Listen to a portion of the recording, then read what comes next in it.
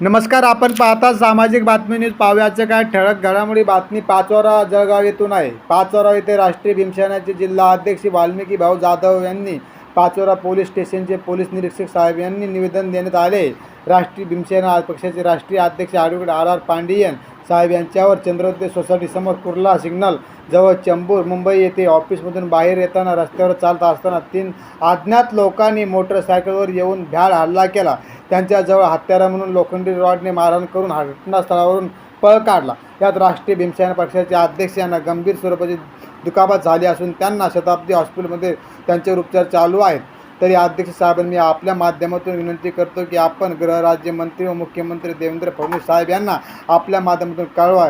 मी आपणास जर का आमची दखल नाही घेतली तर आम्ही येणाऱ्या काळामध्ये महाराष्ट्रभर नव्हे तर देशभरामध्ये ज्या ज्या ठिकाणी राष्ट्रीय भीमसेनेचे पदाधिकारी व कार्यकर्ते मोठ्या संख्येने एकत्र येऊन जिल्हा स्तरावर तालुका स्तरावर रास्ता रोको आंदोलन करण्यात येईल.